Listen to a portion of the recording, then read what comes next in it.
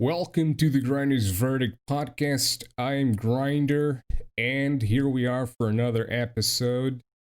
And with me, I have two guests to talk about an interesting subject. So, present yourselves, folks. Hi, my name is Kap. My name is Matt, but I otherwise am known as Kap. And that's Mama. That's Twinkie. She's a little bit new to podcasting. She's a very great artist and a very amazing video creator as well. And she's getting her kind of startup recently. But yeah. Very well. Okay, so before we move on into the podcast itself, and before we move on to talking to these two beautiful individuals, let me just mention that you can find the podcast on pretty much any major platform: Apple Podcasts, Google Podcasts, Anchor, Spotify, now also on Amazon Music. I'm not sure about their program itself, the actual software that you download and install on your desktop. I'm not sure because I installed it myself and I couldn't find the podcast there, but it's on the website. If you go on Amazon Music, it should be there. Just look for Grinder's Verdict podcast and you should find it. Also, we have a Patreon, which is patreon.com/Grinder's Verdict. It's pretty much Grinder's Verdict /Grinder's Verdict for pretty much everything except for Facebook, which is facebook.com/Grinder's Verdict podcast. Now for a little bit of a talk about our sponsorship. Are you looking for energy? Grinding energy to get on with your gaming or any other tasks that might require some dedication? Well, look no further. Gamer Grind Coffee has got your cover. Gamer Grind Coffee has multiple flavors that will guarantee to meet all your needs. It's premium, freshly roasted coffee, and best of all, at a great price. Head on over to coffee.grindersverdict.com and get yours today. So there you go. Now, moving on, fellas. So I wanted to ask you before, we start talking into other subjects. How did you guys get to working with, Skamson? Let's just mention him like that because I like that name. I guess I'll go first. I saw his YouTube and there was a story about pink meth he made, and I experienced that. And so I messaged him on Instagram telling him thank you, and he just noticed my art and just went for that. Was like, maybe you can help with the channel or something. And he gave me a Discord, and that's basically how I started working with him. What about you, Cap? I'll give a little more story for at least mine, because mine kind of goes back to 2012, 2013. So I met Ron actually kind of randomly. Really big Xbox player. A few of the guys I used to play Xbox with were like, hey, let's all play this game called Arma. They do something called DayZ. So jumped on PC. We had one of our guys find a server. Just so happened to be the one that Ron was running and owning, and had a group of his people in there. He called the Swanson Army, the Fox company. And I joined in, became part of the server community. In 2013, 2014, I want to say. Again, young 20s. Got irresponsible. I was living on my own, had a car. I was a young father as well. So again, life comes in the way and games don't become a priority. So again, I left mysteriously, as he has put it, and in a most recent interview he's done about me in regards to why I left, saying it was some behavior of talking to girls, which we didn't have any girls on our server. It wasn't anything biased against the gender. Just not many girls played DayZ. And I went my own way, again, being a responsible parent and a responsible adult, and again, dealt with life and ran into Ron last year. Seen his video on someone's YouTube that they were commenting on something he was doing about the deep web, and I was like, well, I know that guy. I recognize his voice. Still using Ron Swanson. Ended up sending him a message on Instagram. Was like, hey, see you've been advertising this Instagram. It's Mr. Chan is something I used to go back in the day. I used to like doing the voice acting and stuff like that too. So I'd always used to throw my voice for different accents and different voices and stuff like that. I was like, hey, it's Mr. Chan. Seen you're doing this stuff. Glad you're doing well. Hope the family's doing well too. Hit me back. I got a message, I think within 24 hours. He's like, oh my God, holy shit. Haven't seen in a long time.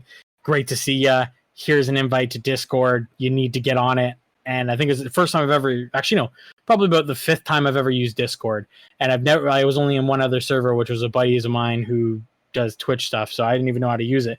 So I joined in and I was like, what the hell is all this? And it pretty much brings us right into getting to participating with Ron.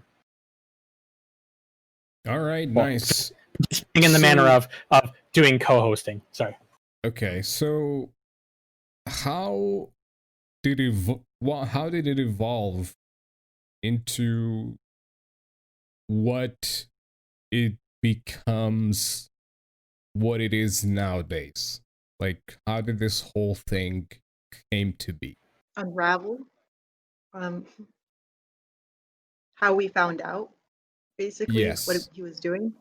Well, there were like little weird things going on, and then in December, we were told about the cult, and when we asked him about it, he said it was a kink thing.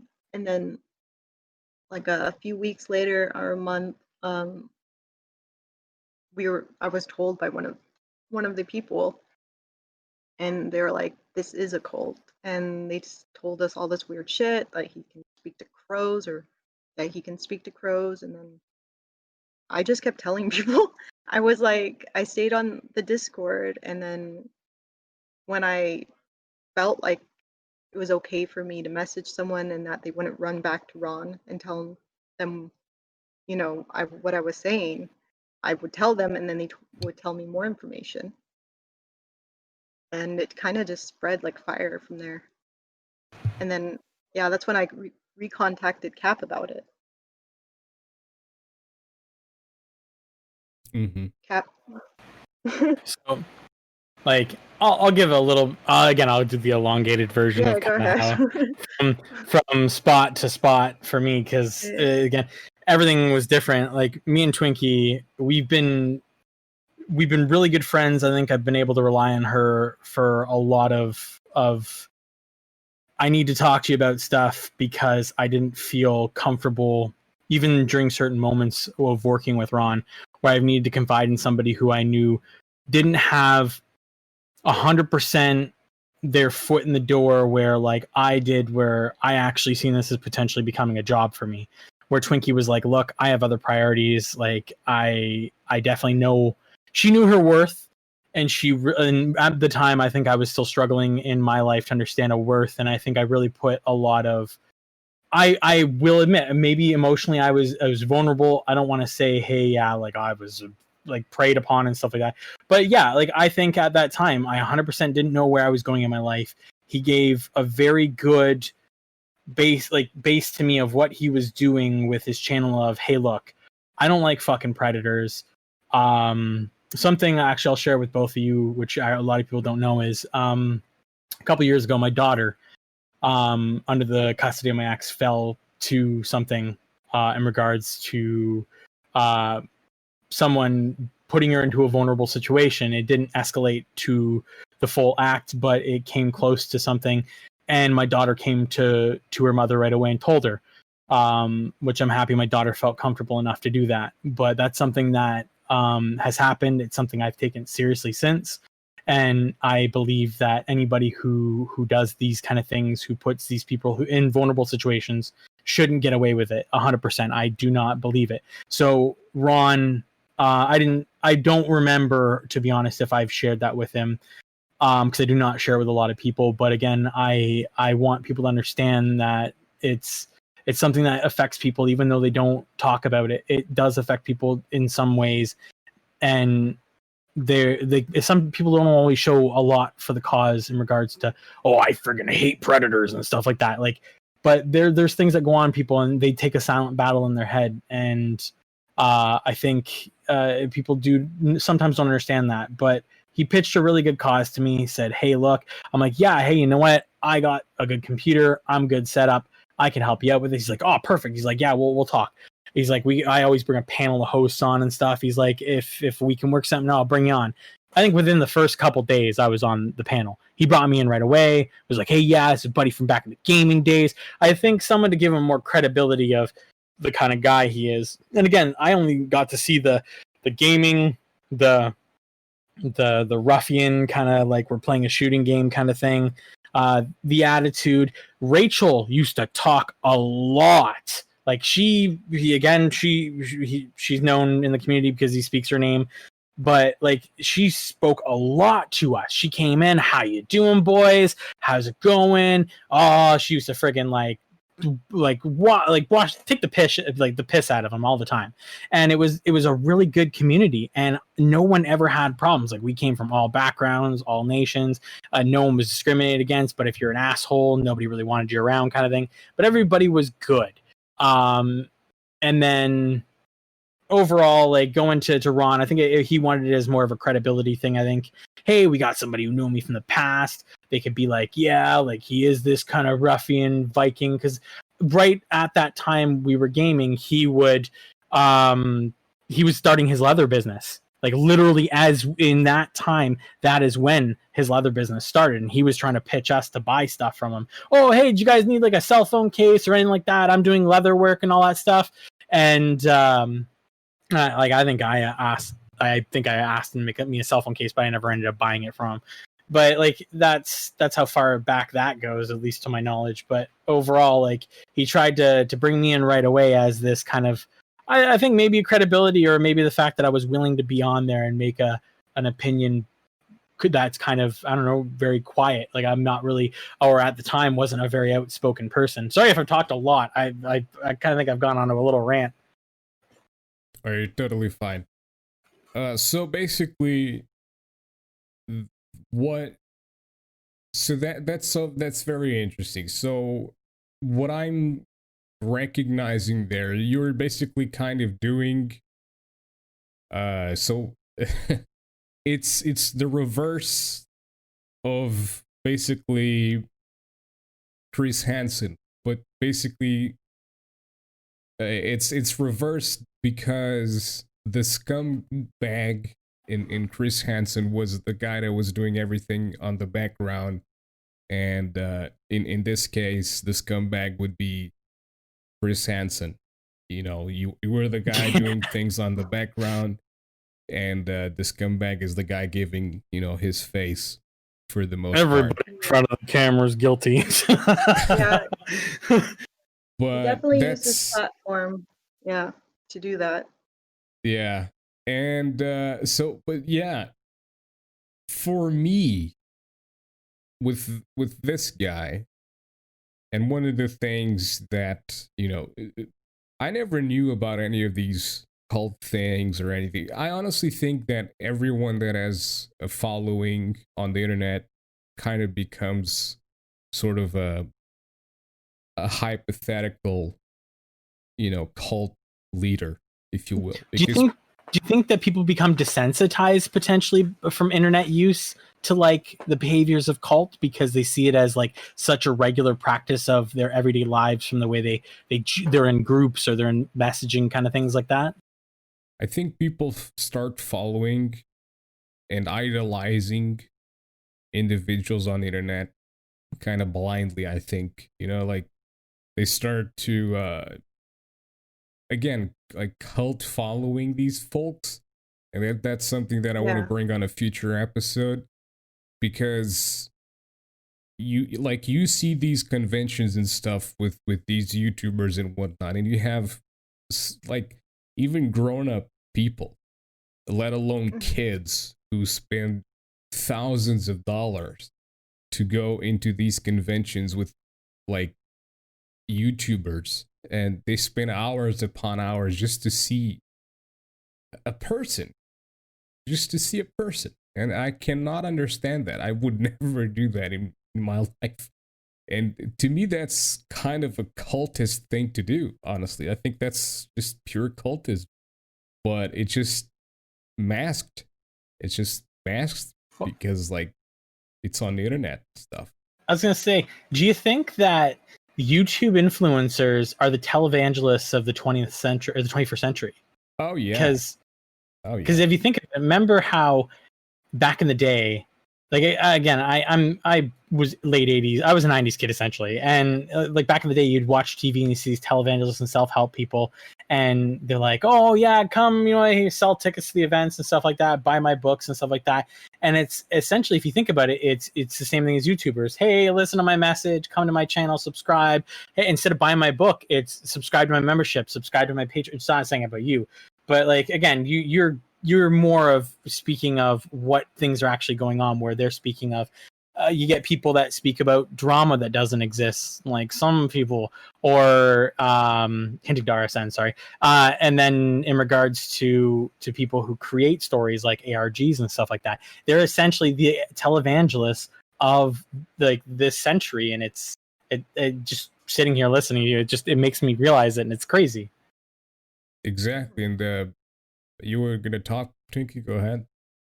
I was just saying, like, he knows, maybe he didn't realize the power that he had over people who idealize him.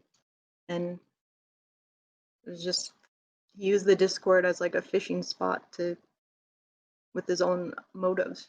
So it was like disturbing, and it disgusted me. And that's what made me want to tell people about it. Yeah. And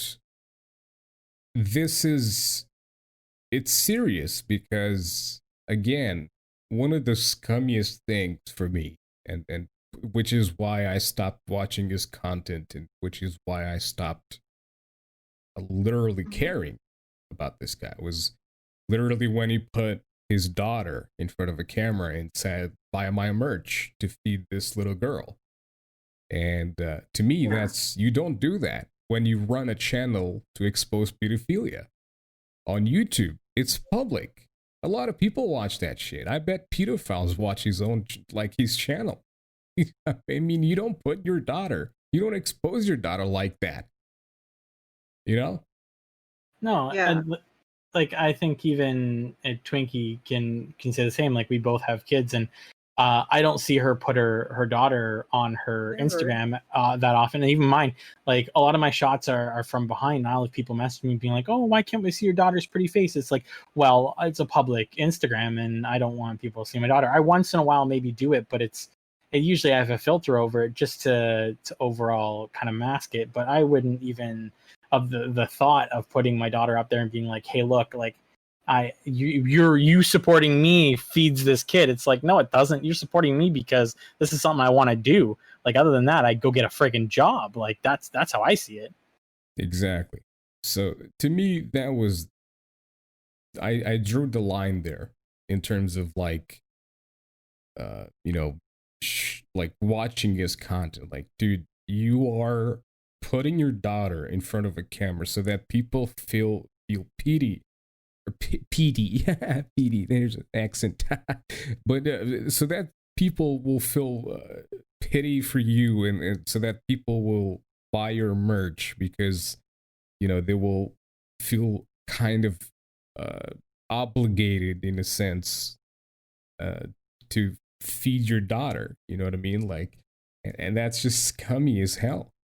So when you guys started, when I started reading all of this stuff and hearing about all of this stuff with the cult and all this nonsense, I was like, what is going on?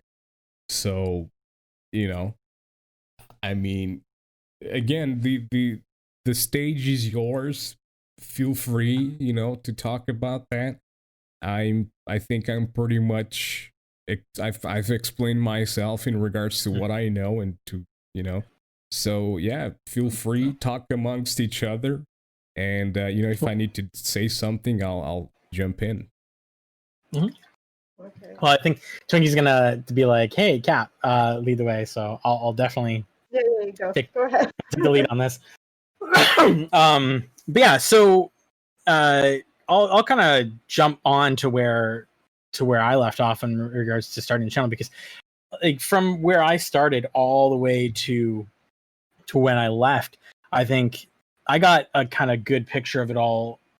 But again, from where people didn't see, because when I joined that Thor server for Project Thor, not the violent renegade server he built, the one that was based off of information and getting it to the people of what he was actually doing behind the scenes and what he was planning on doing. Ron brought me into the channel, was like, hey, yeah, there's a lot of people in here. These are the admins, which at the time was Twinkie. Was it Space was up there? AIM was up there. Harley really wasn't in the picture, like at that time, in regards to seeing major faces. Like she wasn't kind of, I wouldn't say a front-facing figure at the time. Like I did see her in the panel, I think the first or second time I was streaming with him. And when I was brought on the streams, it was kind of like, again, I had my stuff set up. He'd see my face. I'd talk. We would talk on the subjects, and a lot of it was in regards to like deep web content. What do you feel about it? The grooming situation. I think at that time he was just finishing up on the Daisy's destruction stuff. And it's a lot of that stuff I didn't even bother watching. It wasn't stuff I was even there for. Like I said, I communicated with them because I was like, hey, I see you're doing YouTube. Like I'm willing to do it. I wasn't going to really plan on being a part of his channel. I was majorly just being like, hey, we lost touch because I had to do adult stuff.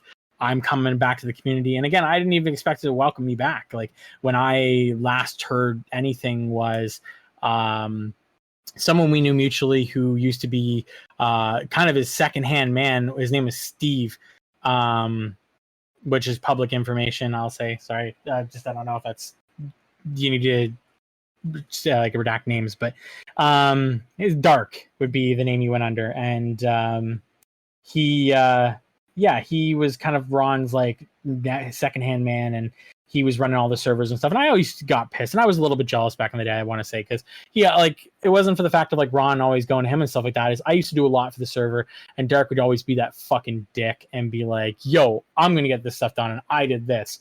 And it's like, okay, I don't fucking care, but I've done all this, and I've been sitting on this for days, and you're making yourself look like a champion over here while I'm doing like a lot of work. Like it pissed me off. Like again, it just felt like being like that, doing the work just to kind of get shafted. And again, I got to the point where I was running servers for him for his Daisy community, doing Epoch and stuff like that.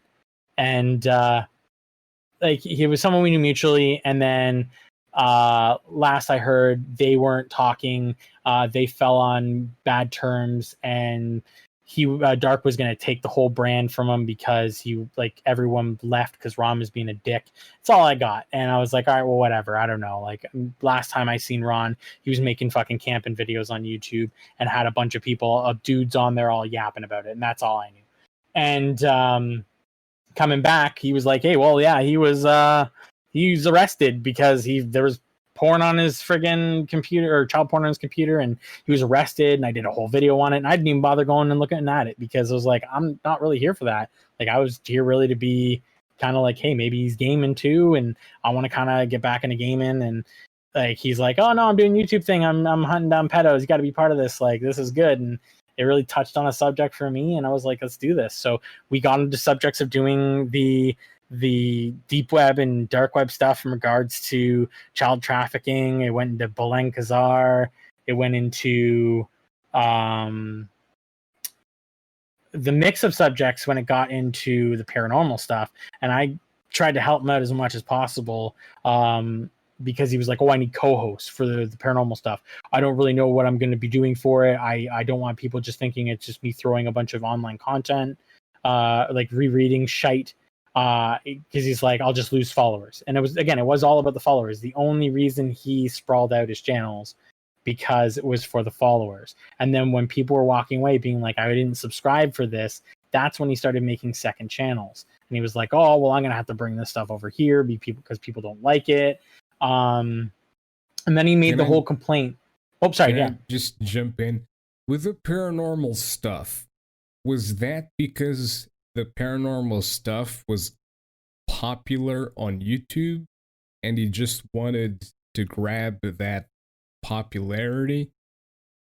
Or... I want to say, yeah, the hashtag. It definitely was for the hashtag. Oh, okay. So, because like I don't really understand the algorithm and the way it works, and I know people have always mentioned like hashtags in regards to like misleading people to go basing it off hashtags or misleading content. And Ron's been dinged for that. He has 100% been dinged for that on 2 times I can speak of. The first time he mentioned on the just after the second time he got struck. The first time was something in regards to Thor and superheroes, and the second time was in regards to another YouTuber, and I think that one he got struck on because that was his second like YouTube coming to him being like, look, like this is the second time we've warned you, don't freaking do this, here's a strike. And I think that was when he had that week off in it was either July or August that when he got hit with that. So but that's when Harley started, like that's when we started seeing Harley come along a little more with the paranormal stuff, because she was like, oh, like, hey, I have a Ouija board and I love paranormal stuff and it's something I'm kind of like is sort of into. And I don't know if there was a relationship behind the scenes at that time, which I assume there was, because if going from that to his visit to where she is, it was very short time, and during that time, I think we were all kind of talking. And again, I think this was all on Discord as well. Was the babe being born, and I didn't even know about that. And a few people do know. I think Ron may have talked about it, but I never really kind of clicked into it connecting, because the communication that me and Ron always had was he was single. He was living in his office. He was only there for the kids. He was planning on building this shed and moving out to it and using it as a studio. And again, it's what people don't see. They don't need to know about. So that was the idea that I had for all this. And again, like I've tried to release as much as the messages I've had, which I don't know if you've seen some of them, Pig. I usually add everybody when I released them in the Thor server previously, to DMs I've had with Ron. And then also DMs I've had with Harley, trying to connect that story together too. But that's how I seen everything, and how he laid everything out, and how he tried to keep me around was, oh no, dude, like I'm this bachelor, like I'm staying around for the kids, and I care about my kids, I love them. And again, this time I didn't know that she was pregnant with the kid, so I was under the assumption that, oh yeah, hey, yeah, cool. So when I started connect the Harley and him relationship, because she started talking to me, and I think it was, I don't know if he told her to talk to me or if it was she took the initiative to be like, oh fuck, like I don't want him turning around and being like telling everybody that me and him are in a relationship. But I think she may have also been under the assumption that there wasn't much going on with him and his missus as well, because when the babe was born, she just found out as well. And I found out 2 hours before he released that video of being like, hey, babe's born, I've been busy and stuff like that. But I think that really put a huge kind of twist into it. And then he played off the whole thing. Yeah, I know Rachel was born, or Rachel's pregnant with the baby before we kind of split. Yeah, but like me and Harley kind of have a thing, just keep it low key, don't want to talk about it. Like, I know she's talking to you, like just again, leave it where it is. Don't bother with it. I was like, okay. Again, I'm not going to be a complete kind of shite person, and she again was upset. I was like, hey, look, maybe he just didn't want to talk about his personal life, it affects him. Like I tried to play it off as kind of like that nice guy friend to a buddy, being like, hey, you know what, this person's coming, like his girl's coming to him and needs to kind of to speak something out. And I was being like, no, like, hey, you know what, like just like give him a chance to kind of speak his thoughts and come to you and talk. And I was being defendant of him. And looking back at it, I'm like, you're an asshole now for doing that. Like, you're a prick. But again, I didn't know the full story. He gave me what only he wanted me to see. And maybe it was my kind of bad for not asking around and being like, hey, this is what he's told me. But again, I trust him as a friend to be telling me the truth, to be honest, especially somebody who wants to hold as high standards as he does of being this huge catcher, predator dude and kind of stuff, or YouTube influencer. So stop me if I'm I'm speaking too much, by the way, either one of you. No, it's good. I mean, you're basically saying what I would say. So, Pig, I don't know if you want to step in for the question. I just want to ask that how manipulative was he during like the group stuff, when he was doing panels, when he was doing merch? I know he had a bunch of people doing designs for him, right? Well, he had one person, and then I helped with one, and I don't even know if he took it down yet. But I donated a lot to him, and he made it seem like we were a team, and like he would like make it seem like we were friends and family, and then behind the scenes tell people that you're only here for clout and all this other shit. When we did a lot of work, like I decoyed and did videos and stuff for him, and like I didn't ask for anything. And so he kind of used his platform to groom people and manipulate them.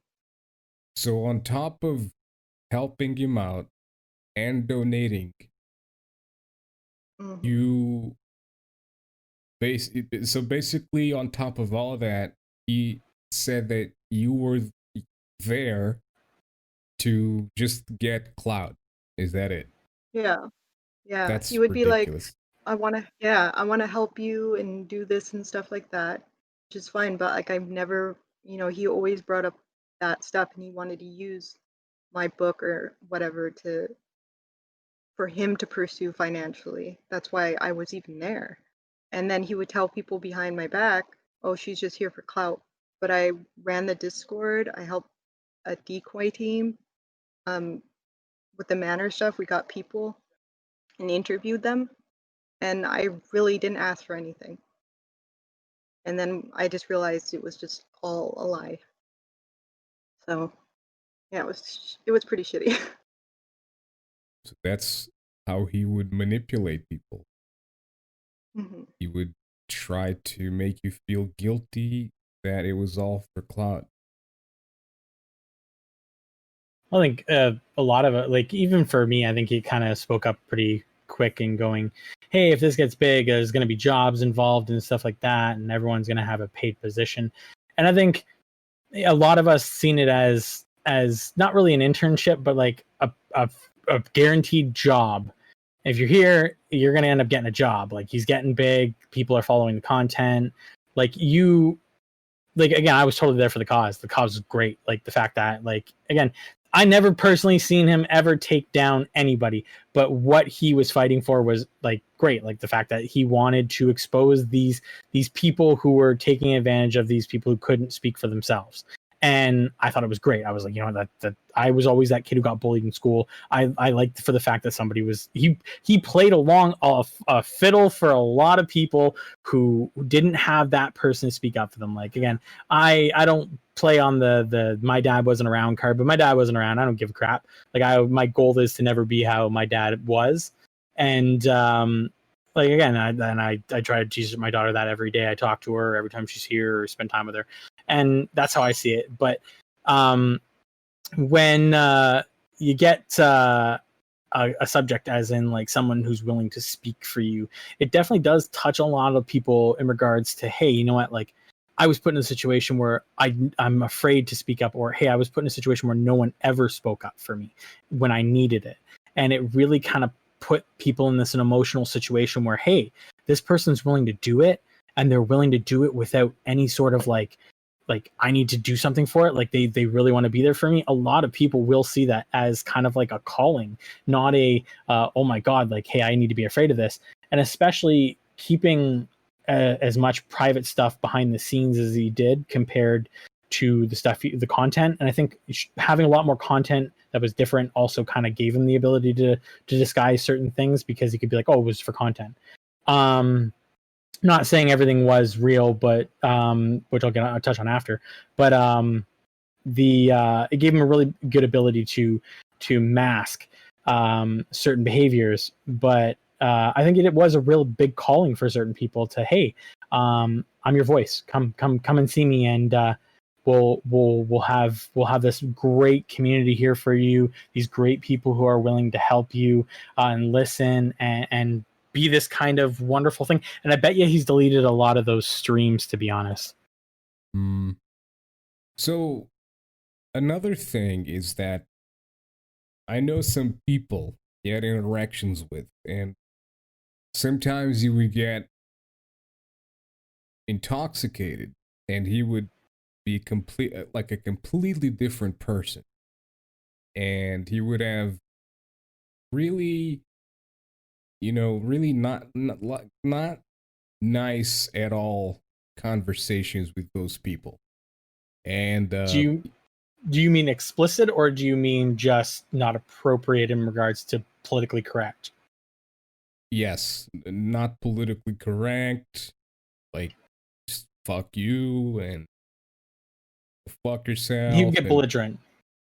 So would he behave like that internally, or was it just like with people that were like this person that I know that I'm not going to mention because not necessary, I can speak for myself, because the thing is I think Twinkie could speak best for the community, because she spent more time. She was essentially a lot more in regards to Discord there. With in regards to personally, he's definitely ragged me out a few times in regards to stupid stuff. Either I've mentioned something on stream and he's been like, yeah, he's like, you don't need to be talking about that on stream. It's like, well, you don't look at your freaking messages when I'm trying to tell you things. Like, it's not my fault. Like, it's I try to do things as discreetly as possible. Hey, try to get your attention. Hey, look at your DMs. And then he would yell at me for being like, well, don't cut off the stream and be like, hey, look at your freaking stuff. And it's like, well, you tell me, it's like putting, like, you tell me to do one thing, you change your mind on the other. And it was always stupid stuff. He never had a major reason except for two things, which was the day I confronted him when him and Harley split, which was he actually had that message. It was September 17th of last year when they broke up, and she broke up with him. And it seemed very like she was done with it. Hey, Ron wanted this kind of like multiple relationship and she wasn't into it. She wanted him. She actually felt like she was in love with him from the way the messages went. And I was like, I'm sorry. Like, I was trying to be there for both of them, because when she a couple days later got mad at him, started spewing truth, being like, hey, he wanted this kink relationship with me and multiple people. He was starting to talk about this kind of culty stuff. And I was like, what the hell's going on? Like, I went to him and was like, what the hell is this? And he's like, well, look, I'm going to be honest with you. He's like, me and Rach are in an open relationship. It's none of anybody's business. But yeah, like, hey, we've been in an open relationship. She's going to say that. She's going to try to slander me. I just need to make sure that you guys are kind of on your guard. She's trying to start a different Discord with other people and say stuff. And that's pretty much where we're like, okay, cool. Like, so this is going to be somebody who's going to talk a bunch of shit about our boss, because that's the way he made it sound, be in at least my eyes too, that I'm working for him, and Twinkie as well. And he was like, look, she's going to talk a bunch of pish. You need to freaking deal with this.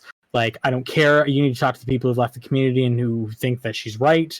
And tell them, hey, look, like, if you're going to talk a bunch of shit about him, he's gonna end up retaliating with stuff. Like, he has a channel, he has a community, just gotta let you know, like, that. And a lot of those people ended up coming back to the community being like, you know what, like, she doesn't have ground to stand on to make these accusations, and at the time she didn't.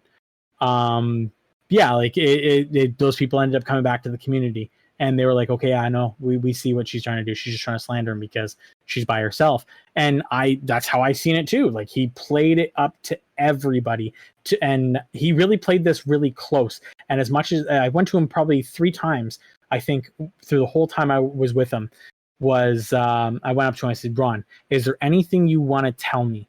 I said, the only way I'm going to be able to help you or help the channel is if I know something ahead of time. I said, because if I know it, then I can be able to handle whatever it is. I said, but if you don't tell me, then I don't know. And I said, how am I supposed to be able to work with you? And he goes, oh, nothing's going on. He's like, don't worry about it. He's like, if anything's going on, it's my personal business. Don't worry about it. It won't affect the channel. It doesn't affect anything with you guys. I was like, okay. And that I asked him 3 different times. And the last time was in November. And he was still, even up to the end, being defiant about it. But Twinkie, I think there's a few situations where he got very outspoken in VCs with I think even community members. I don't know if you recall. Yes. I mean, he was like, do research teams or whatever, and I would introduce him to people, and you'd yell at me. He'd be like, who are these people? And blah, blah, blah, blah. And I would, I told myself, like, his brain has to catch up with his mouth. And so I made excuses for him. But yeah, he was always like rash to yell at you if you did the slightest thing wrong. So. And then be super nice after, like abusive relationship almost, like tear you down and then build you up type thing. That's a common aspect of someone who's manipulative.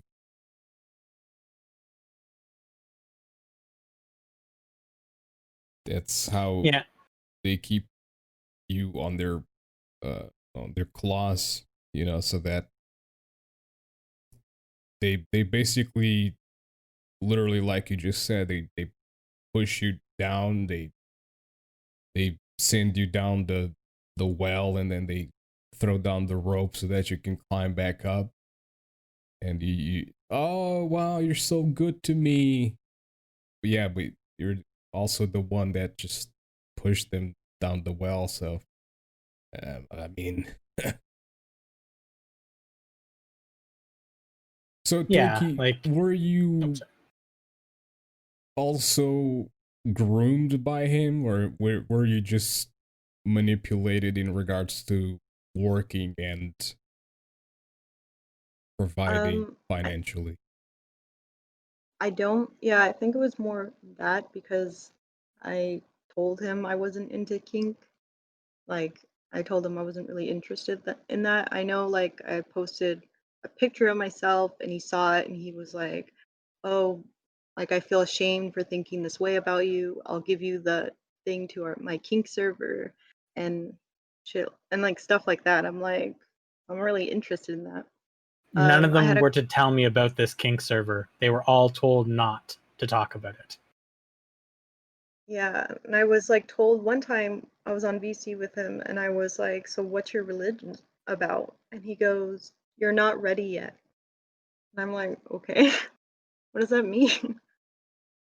So I don't know, but I know I wasn't, he made me super anxious, so I didn't really talk to him much on the phone as much as other people. I would join public things, but it was very rare for me to be one-on-one with him. Okay. So basically he had a standard for women he would invite into this kink stuff, right? It wasn't just like any women. I think he had to be attracted to them, and I also think it had something to do with magic. They had to have an interest in magic. Right.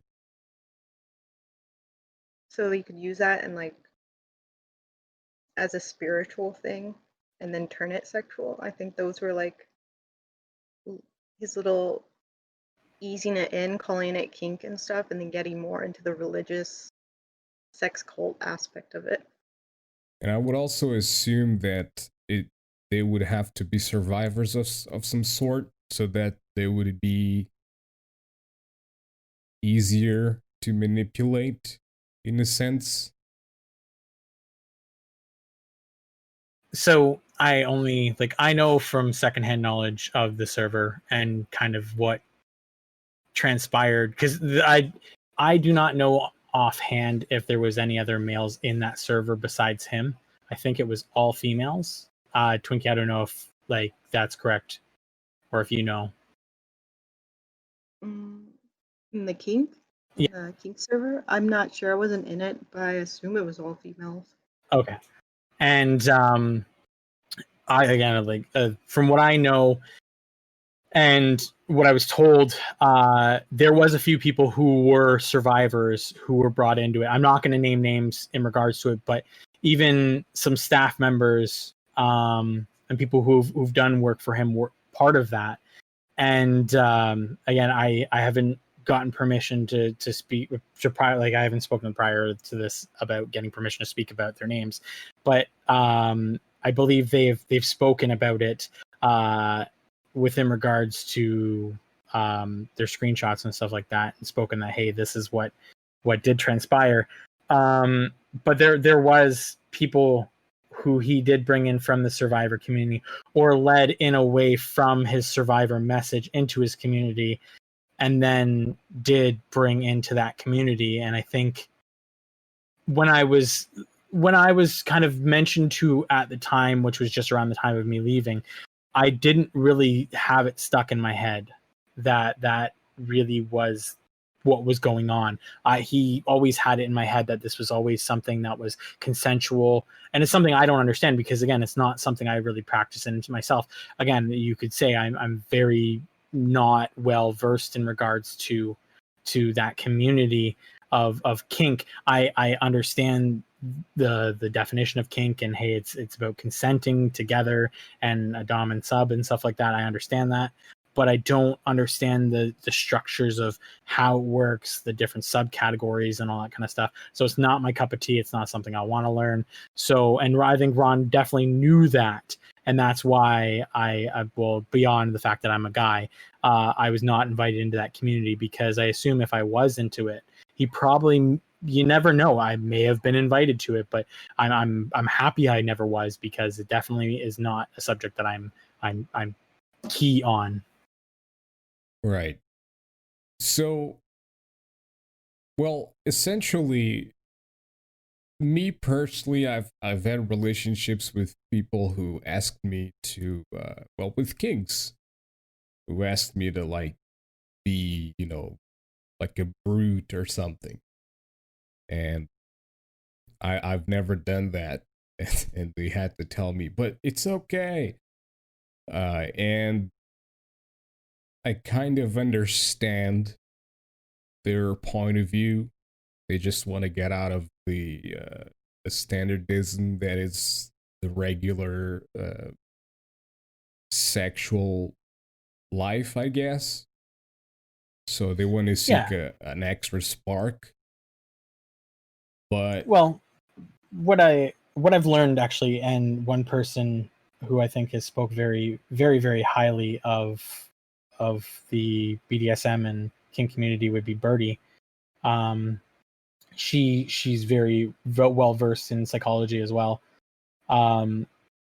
She said that kink is not just something that people want to experiment. Sometimes it can be a lifestyle. It's something that people could be born into. It's something that it again, it could be on people see as like, oh, this is all like hogwash, but again, she says it's on a spiritual level. It's something that people feel. And again, I'm not going to knock on somebody for how they feel.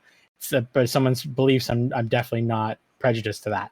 So when she says that, it really kind of puts me onto the dialogue of, hey, maybe this is something that people kind of see as that, kind of like how some people see religion as. People actually see the dom sub and BDSM and kink community as this sort of, not really religion, but this kind of like this lifestyle. Exactly. I'm not going to be judgmental towards it at all, because I'm an atheist, because I don't understand religion, so I don't I'm not gonna be judgmental towards that either. Yeah. But what I think, and when I watched his videos on it's not a cult, it's a coven. Well, buddy, it's not tomato, it's tomato. It's the same thing. If you don't want to call it a cult, you want to call it a coven. It's again, it doesn't matter what you call it. It's still the practices are there, and you're still doing it, and it really doesn't matter. And you can bring a different definition of it. You can make up a different definition of it, but it's still gonna be, You're still putting a hat on a hat. Yeah, and essentially you're still basically, bringing people into something that you're kind of like being dominant in, and But the thing actually I've realized too is going into that behavior of the cult stuff, because that's actually pretty much winding up to the end of even my experience with him, was the whole red room scenario like that. I've been able to tell people, because there's like this story that's going around, or not story, but there was a testimony that stated in regards to it, but again, people can be told different things. During his little red room fiasco, like I was told just after that call with his manager, I was in a call with him, and again was told about the red room and told about the authenticity of it being fake. And again, he was like, it's like a whole like scenario of like a big stunt. And I was like, okay, yeah, like whatever. Like me being friggin' oblivious to really there was a whole another scenario, or someone did something similar where they did like a huge super stunt on the internet, and people are saying it's similar to the Sean Atwood thing that's recently happened, like a big stunt to shock people and try to bring him in. And that's what Ron was trying to see as a thing. And it also kind of kicked me where I was like, doesn't this kind of knock against your credibility? Like, you're trying to say people see a real red room. Are you going to try to say it's a real red room, or are you going to then turn around and say it's fake? Like that. I didn't know the whole context to that. All I knew was he was going to try to pull this super stunt. And I was like, okay, cool. We know it. Whatever. Like, I didn't think it was a big thing. I didn't know if people knew, like he was telling people it was real or not. It didn't really stick in my head as a major thing. But that's when it started to bring in creeps and bring in other people, where I started to see more of this closed off group. And I was noticing it. And this is where we're going into a different mindset of mine besides what we're seeing on the streams. This is me seeing people get quieter, not talking to me anymore, people being more, I don't want to say more praising to Ron, but more directed to Ron. And it felt kind of weird. And I was like, okay, well, whatever. And when I messaged them, they seemed more of like that, I don't want to say kind of like robot-y response. Like it was very kind of directed. Like it was pre-done and pre-responsed. And I was like, okay, so I think a lot of communication fell off with those people who were in that community that became really closer to Ron, and who've since spoke out. No one, I believe, actually, sorry, nobody I know who is there now. Anybody who's part of his community now, I don't know any close affiliation with. Everybody who I knew when I was in Surviving Life has already come either here and spoke out, or is now no longer part of the community and doesn't want anything to do with it. And which again, I'm happy those people have like separated ways and understand that this is what's gone on. But I'm sorry, I kind of lost track with rambling there. I apologize, Pig. It's fine. No, that's okay. But yeah, cult stuff. Sorry, the cult stuff. My apologies.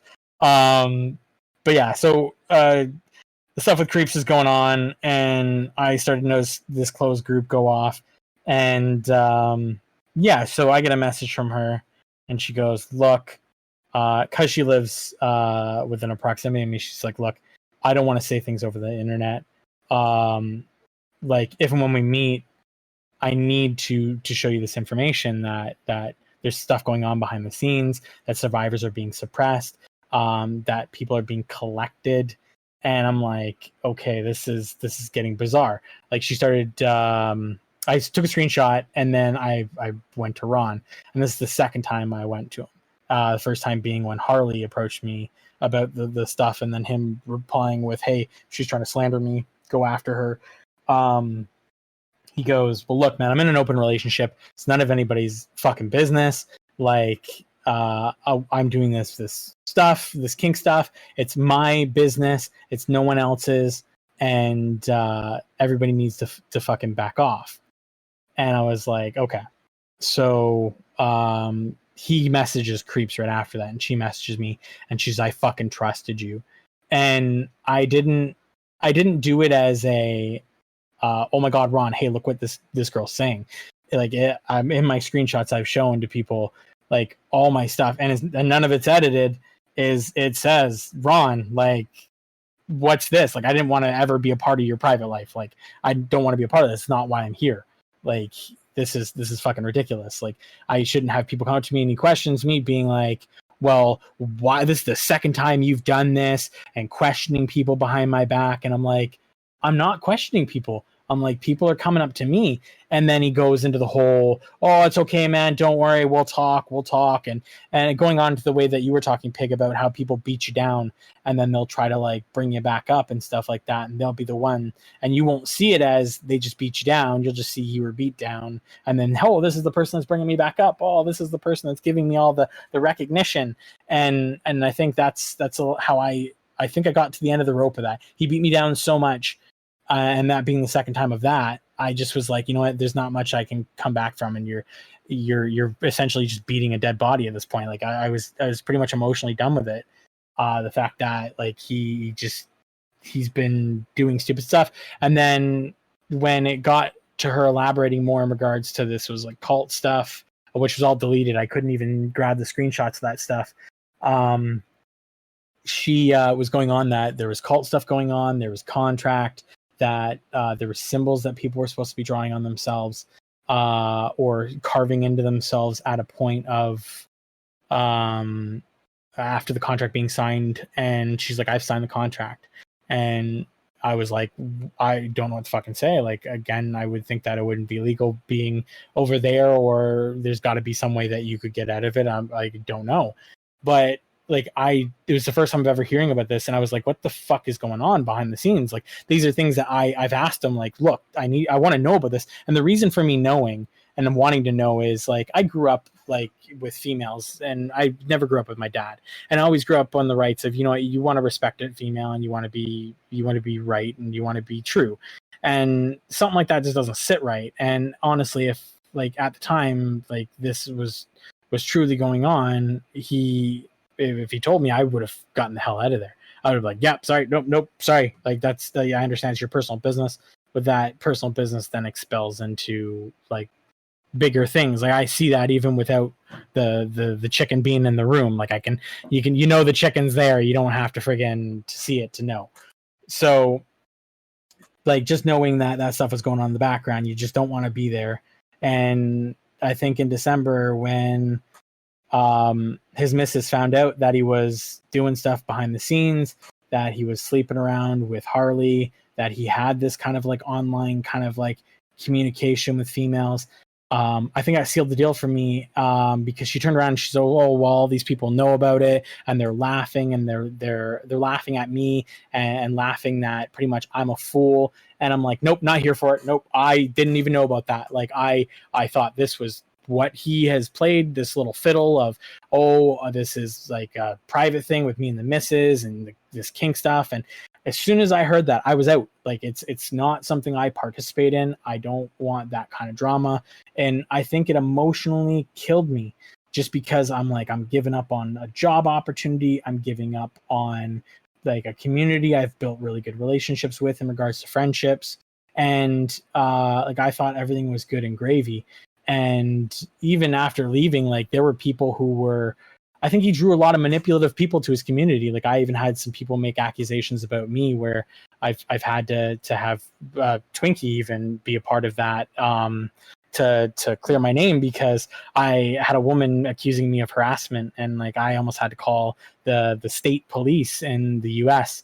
Of this woman's state to contact her in regards to the allegations, because I had screenshots of her talking to me explicitly, and she was a survivor in the community, and it's not something I wanted to be a part of. And I told her this. I'm like, look, I'm in a relationship. I don't want any part of this. Like, and she sent me an unsolicited nude. And actually, the day she sent it to me, I was in a voice communication or voice chat with Twinkie, and I was like, so she just sent me this, and she's like, oh my god, like what the hell?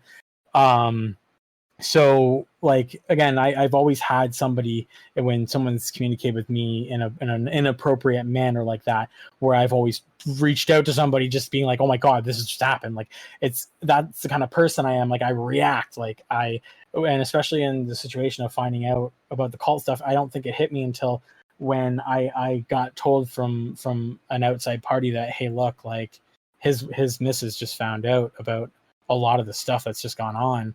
And yeah, like this is 100% true. I like, my first reaction was nope, out of the community, left the Discord, left like everything I could, was like out, nope. And I didn't delete any messages. I kept them all. Like I just was like, I'm not deleting any of them just in case like something needs to come back up. And you know what, look, we're a year later, we're back in this situation. We're at the point where this is all coming back up. And again, I'm happy I kind of kept everything in regards to all the messages, but it makes me sick seeing all of this. Like the more and more the people come out and speak, and we learn more about the behavior of how he was with people in regards to the cult behavior, it blows my mind how many connections I can put to when I was doing streams and where he wasn't available, or he was wanting to do a stream about a certain subject, is because either he was researching it for his own personal reasons, or he wanted to get the community off the mind of maybe something he was doing. Like that's what makes me really kind of kick myself, and also just feel sick that like no matter what, like my face is stuck to that. Like I can't take my face off of the co-hosting stuff. Like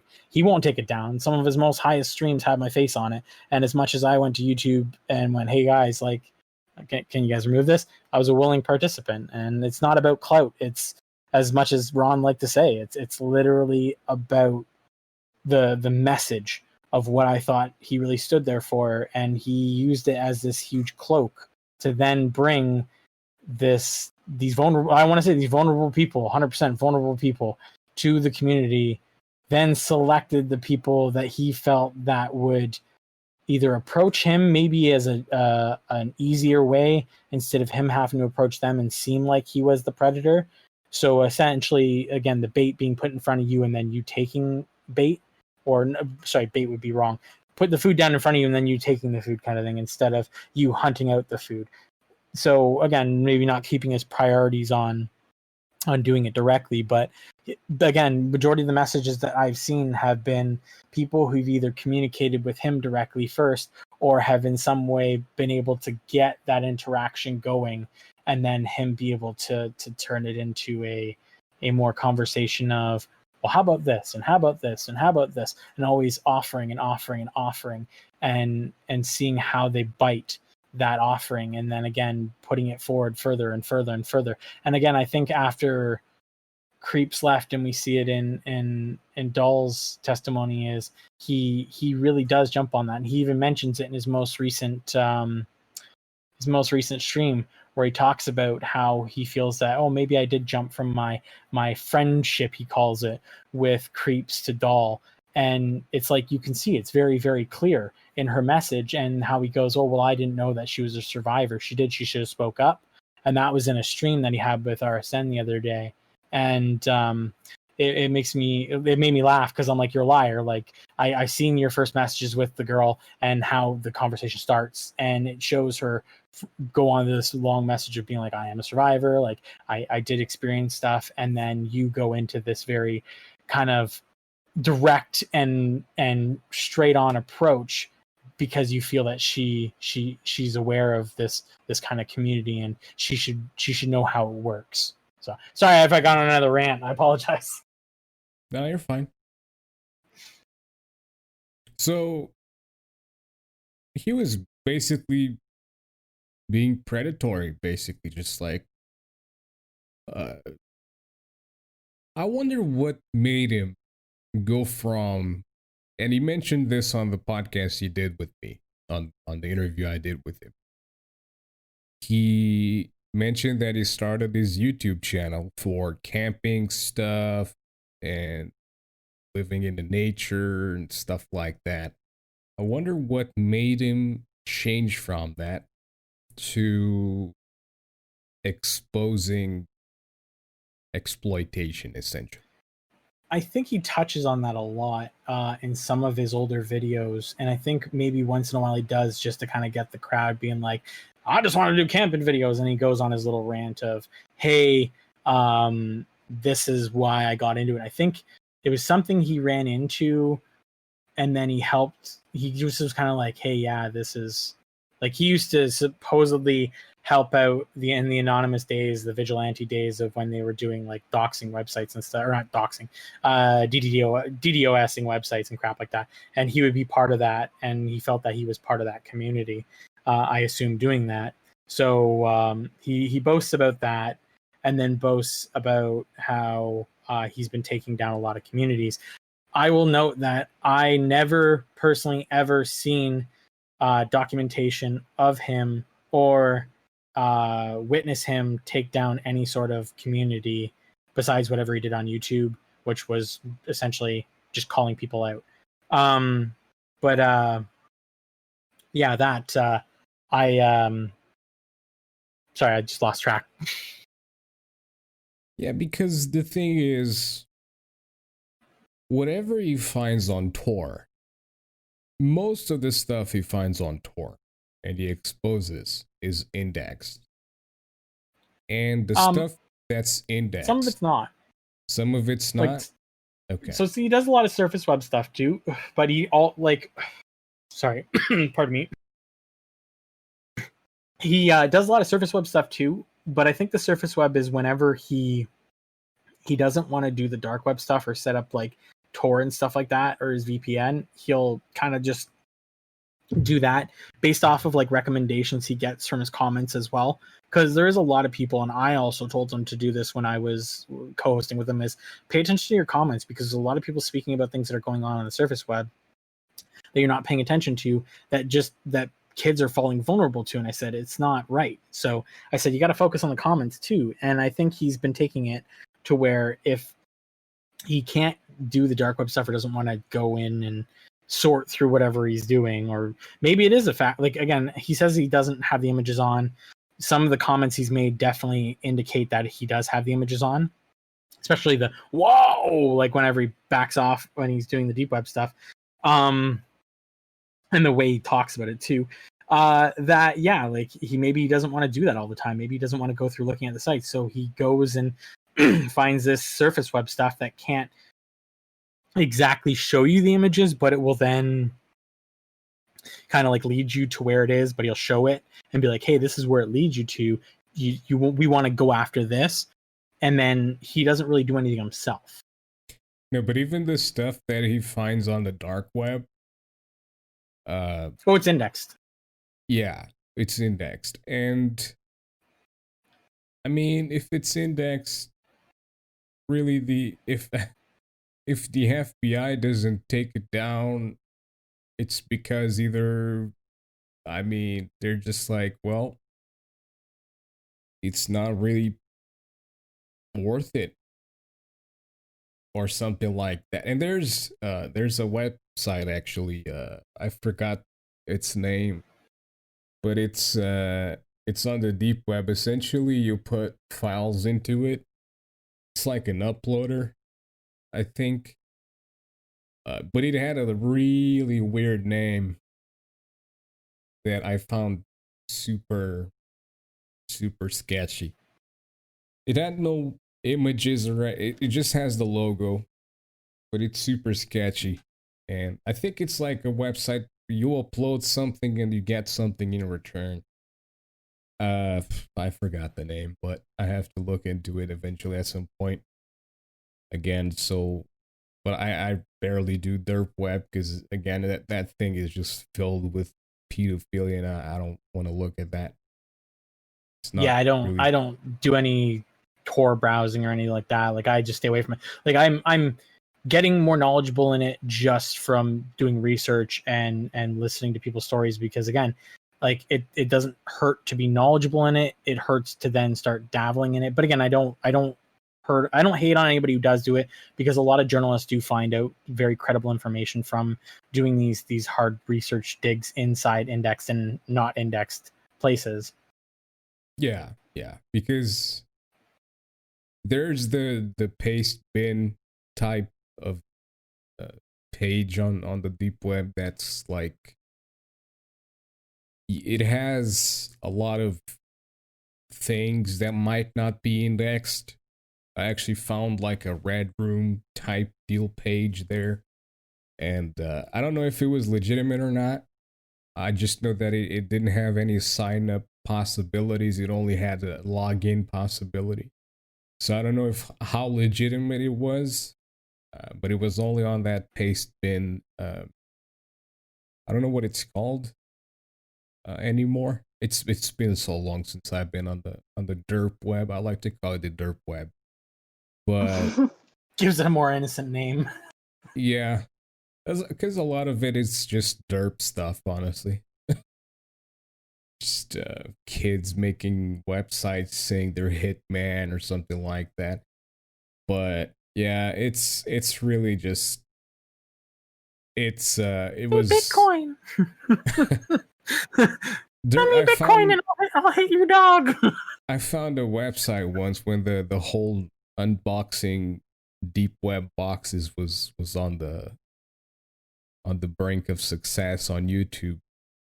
I found a page on the derp web which was basically deep web bags. It wasn't boxes, it was bags, like little baggies of from the deep web that you could order. Oh God. Yeah.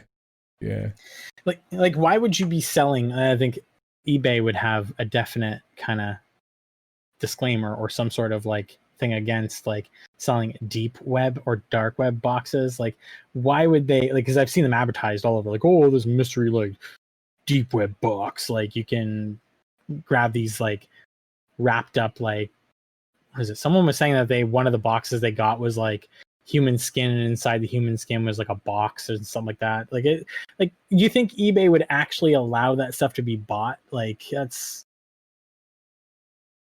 I think that's where a lot of the YouTubers they would sell it via eBay. I think they just you would pay with Bitcoin or something like that, and they would technically, I don't know if they would actually send it or not through the post offices, but I don't know. It's probably just a scam. Anyone that would try to make a video on it on YouTube. Well, I actually bought this from the derp web. It's a derp web baggy, and but you just probably would, anyone who's stupid enough to buy that, they would just actually send a Bitcoin and just get scammed, probably.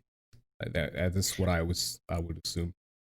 I don't know if this is accurate or not. Like, again, someone could always do the fact checks on this, but like, do you think that like if somebody bought like let's say you were selling a deep web box and it was worth like a good amount of money, like you were like, hey, look, like this is gonna have to be transferred by like hand, like we're gonna have to like make sure this is all set up. So yeah, like imagine like you had to you figure out a way to either travel with this box and then you then mail it to them, but you mail it to a post office that's close to them, because then it doesn't have to go through the postal facility, so it doesn't go through the same sort of procedures to be checked. And then when they receive it, ta-da, like all the dark web stuff. Like, I don't know if that's accurate, but like if you think about it, like that is plausible. Like again, they'll always try to use the less route of transportation for that package, and sometimes they negate safety. So like that is plausible. That's something they may do. Like 99.9% of the deep web boxes that were unboxed on YouTube were pretty much packed by the people that unboxed them themselves. Oh yeah, 100%. Like, I can't see anybody willing to. Well, again, I just recently learned that a lot of people do transport drugs through the mail, and again, I don't know how to do it. Like, I've watched a few documentaries being like, how the hell is that possible? Like, I actually, like, it mind baffles me, because like I know within Canada it's been within the last couple of years recently legalized to buy marijuana, and the transport of it at first was through mail. Like, you essentially, Canada Post was your drug dealer. And it's funny because, like, your mail carrier, like, hey, I get my mail from you, and also, yeah, you get your weed. But it was weird. But it makes you think, like, this was going on for so long, and it actually was not a thing that's new to them.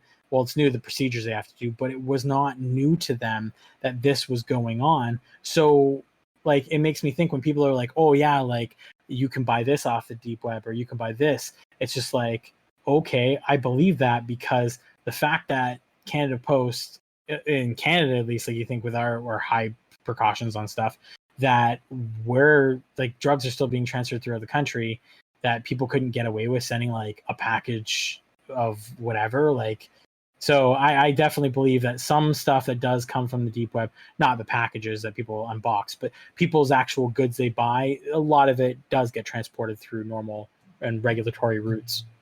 Yeah, it's probably like they probably send it with something normal, and then they just hide it like in a little, like I don't know, like a little spot on the box or something, or a little. You know what I think it is I think the shows like, border wars, or those border shows where essentially you'll see the people fly in, the border agency stop them, and then they unpack their bags and stuff. I think they should release those shows to kind of put ideas in people's heads to not, one, do that, but also, this is potentially what goes on. Like, there is essentially customs within your country, so maybe this is what they do to your mail. And I think they try to intimidate people to think that, but that's not really the case, that the procedures are lighter than they actually try to advertise them to be. Yeah, could be. All right, so anything you guys want to add? Pretty much said everything, Captain. I'm sorry, Twinkie. No. You're better at speaking than I am. All right. So that's gonna be it. Thank you, folks, for listening to the Grinders Verdict podcast. Again, don't forget. Also, I almost forgot. If you guys would like to support the podcast, Anchor allows it, and it's a monthly subscription. There is a $1.99, there is a $4.99, and a $9.99. So you just have to go on anchor.fm/grindersverdict, and you can find the little support thing there, and you can choose the amount that you would like to subscribe with, and it's pretty much, to support. Support. If you like the podcast, if you want to show some support, you can do so. So that's for our listeners. You two guys, thank you very much for coming on the Grinders Verdict podcast to hopefully show and enlighten some people, and provide some information about this whole situation going on, because we do need to provide information in cases like this, because again, like, the internet is full of influencers, and influencers that don't deserve that name or that terminology or whatever, and they need to be exposed, because they are kind of cultists in a way. So thank you very much. No, thank you for having us. Thank you. Okay, so that's gonna be it, folks. All right. Again, Patreon, Instagram, YouTube, whatever. The only thing that's not Grinders Verdict is Facebook, because Facebook is facebook.com/Grinders Verdict podcast. All right, everything else is Grinder's verdict. So if it's not Grinder's verdict, it's because I have not made an account there. All right. So thank you very much for listening. Thank you very much again to our guests for participating. And I'll see you folks on the next one. Bye bye.